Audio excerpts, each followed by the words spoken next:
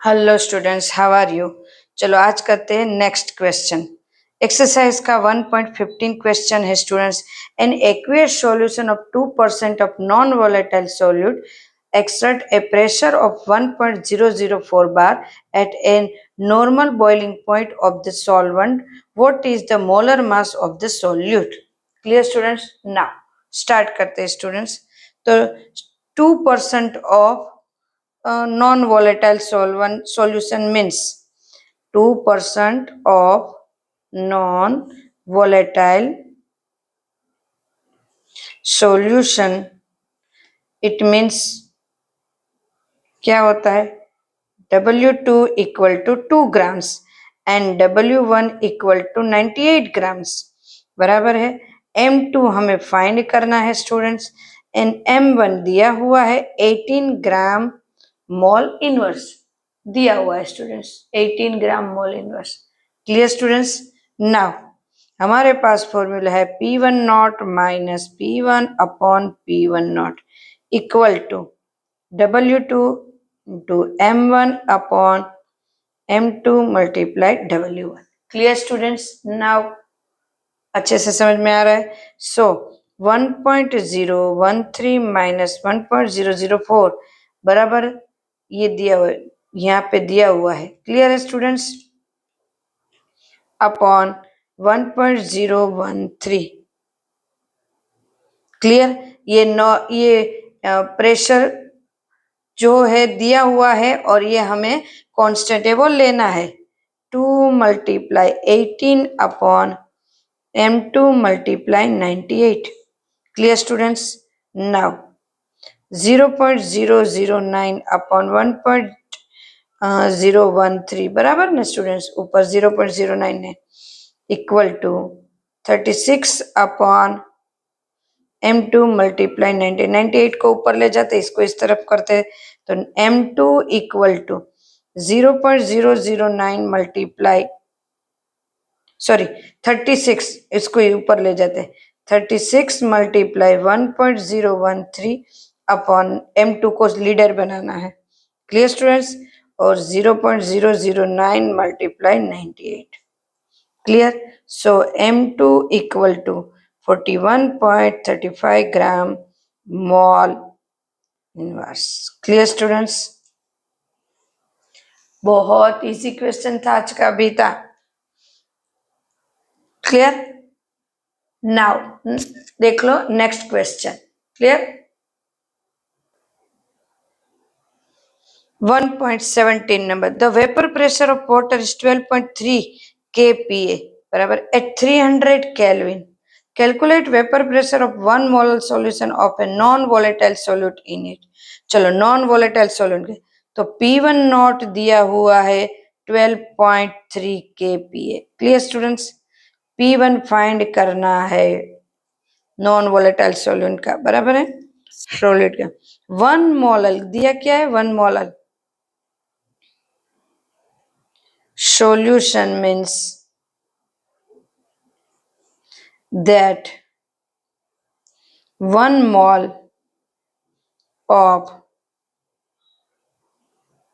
solute in 1000 gram of solvent।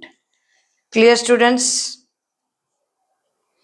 N2 equal to 1 N1 equal to find करना है 1000 upon 18 क्योंकि इसका तो वो दिया हुआ है 1 मोल्स तो इसका भी हमें तो पता ही है, फिर भी हर बार काउंट करते हैं 55.55 P1 not minus P1 upon P1 not equal to N2 upon N1 plus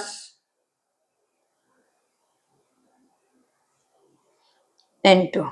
clear? So 12.3 minus P1 upon 12.3। Clear students?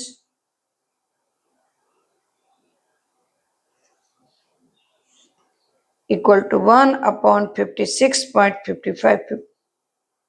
Clear? 1 plus N2। So 112.3 minus P1 equal to 12.3 1 multiply 12.3 upon 56.55. So 12.3 P1 equal to 0.2175. So P1 equal to 12.3 minus 0.2175. P1 equal to 12.08 kPa. This is our answer. Clear students? क्लियर? देख लो, फिर next में जाते हैं. Now next question 1.18. Calculate the mass of a non volatile solute, molar mass 40 gram mole inverse दिया हुआ है, which should be dissolve in 144 gram octane to reduce its vapour pressure of 80%. Okay, चलो कर देते. Vapour pressure octane का दिया हुआ है P1. मान लो ऑक्टेन का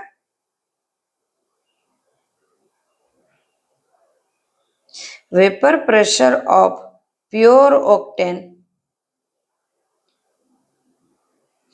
बी P1 नॉट, इसका then vapour pressure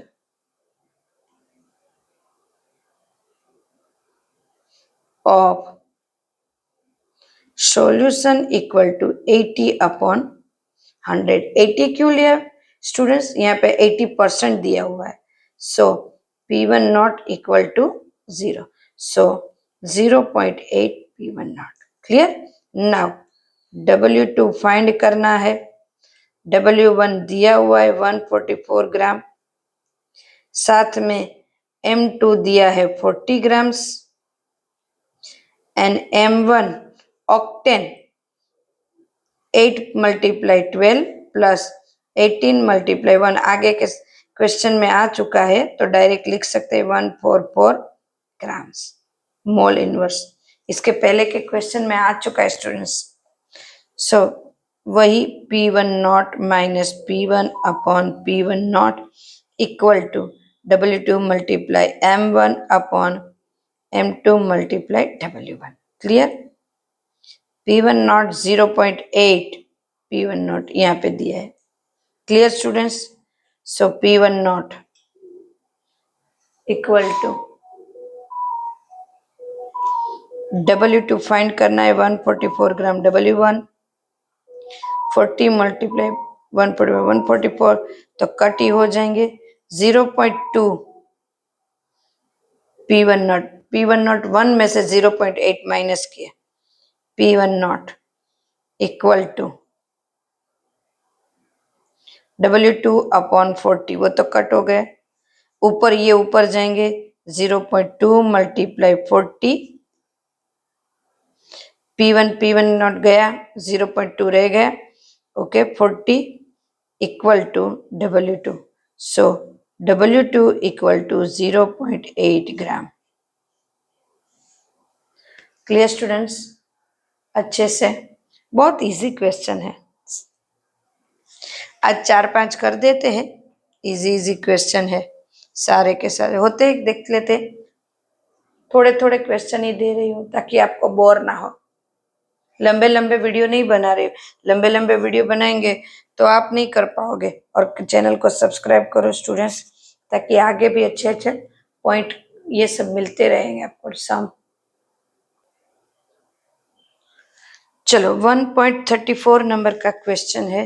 vapour pressure of water at 293 kelvin is 17.535 mm Hg. Calculate the vapor pressure of water at 293 Kelvin when 25 gram of glucose is dissolved in 450 gram of water. चलो W2 equal to 25 grams दिया हुआ है, W1 450 grams. Clear students? दिया हुआ है.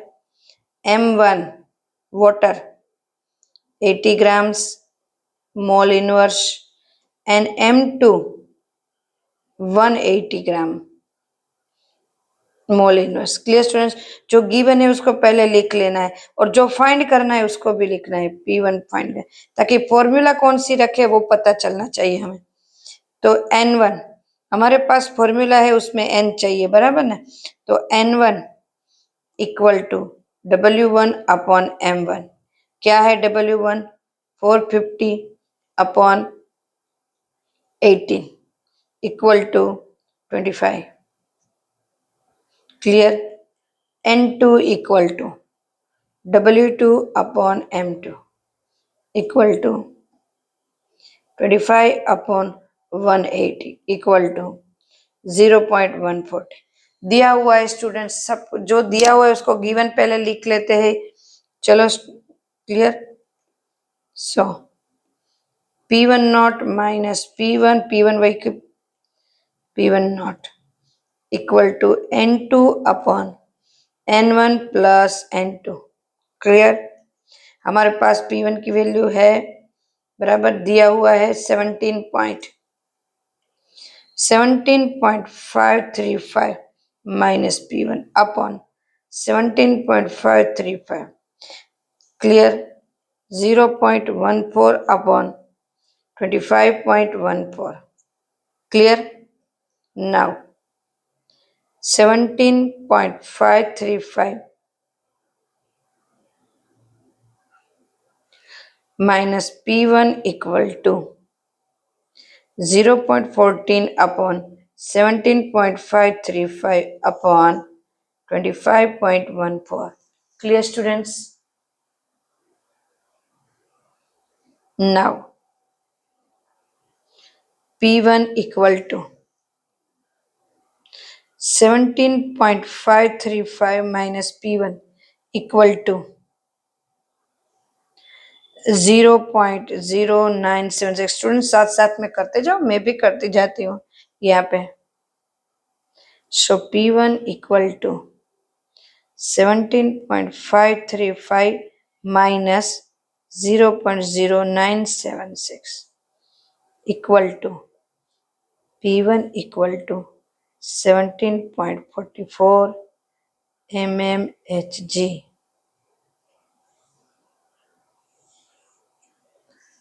Clear students, ये है।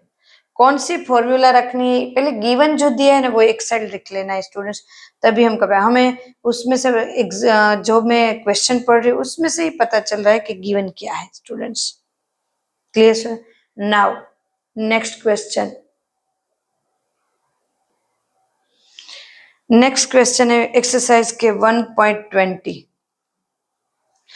A solution, a 5% solution by mass can sugar. Water has freezing point of 271 calorie.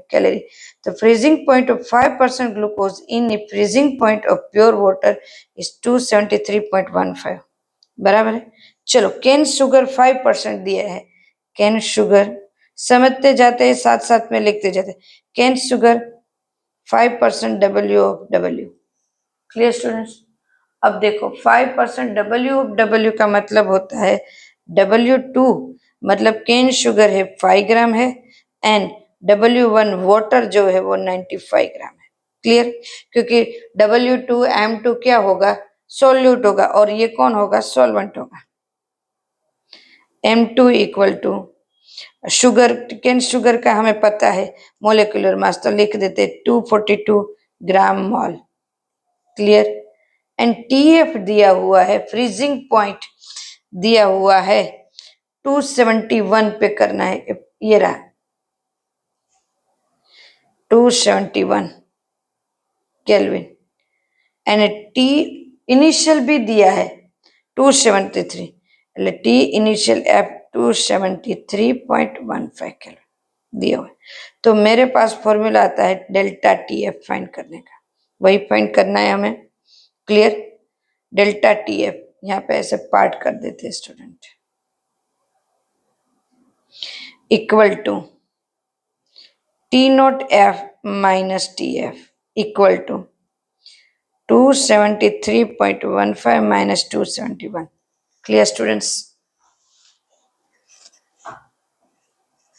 Now 2.15 kelvin. Clear. Delta TF equal to, now KF का करेंगे, KF फाइंड करना है तो KF सॉरी मल्टीप्लाई में W2 मल्टीप्लाई 1000, डायरेक्ट भी लिख सकते हैं स्टूडेंट्स।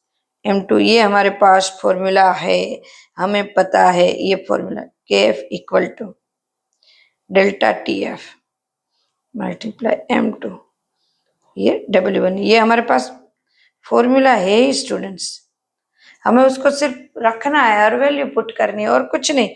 इजी क्वेश्चन है मेरे ख्याल से तो। देखो मुझे तो इजी लग रहे, तो फिर आप बोलोगे मैडम आपको तो सारे इजी ही लिखते हैं। देखो हम इधर उधर की बातें में टाइम नहीं निकाल रहे, इसलिए हमारा सा जल्दी से हो जाता है। KF की डायरेक्ट वैल्यू ही लिखो, मल्टीप्लाई डिवाइड सब करके चलो फटाफट से करो साथ साथ में। KF equal to 13.97 kilo calorie mole inverse.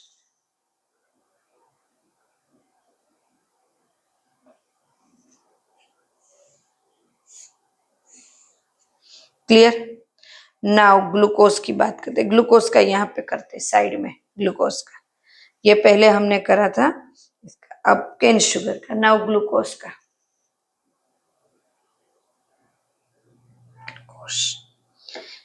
5% W of W बराबर है।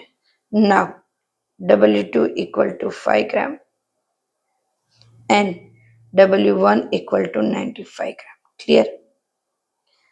M2 180 ग्राम पता है, C6H6 और ग्राम मोल इनवर्स।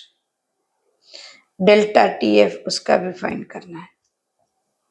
ना डेल्टा TF इक्वल, क्योंकि KF मेरे पास है ये, तो अब डेल्टा TF फाइंड कर सकते।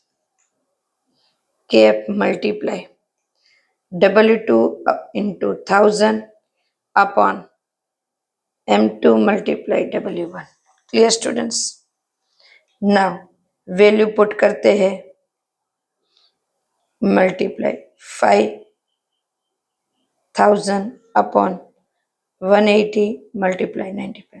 स्टूडेंट साथ साथ में करते जाओ, मेरे साथ करते जाओ। देखो मैं इतने बराड़े नहीं करती, ऐसा नहीं करती, हमें शांति से वर्क करना है। ये बोल बोल करके हमें हमें आता है, शांति से हमें समझना है और करना है।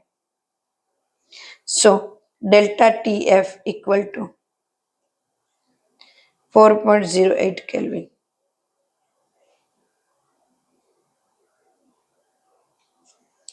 Clear. So delta TF equal to T0F minus TF। Clear. So 4.08 equal to 273.15 minus TF। Clear students, समझ में आ रहा है। So TF equal to 273.15 minus 4.08, so TF equal to, student समझ में आ रहा है, TF equal to, clear, 269.06 kelvin.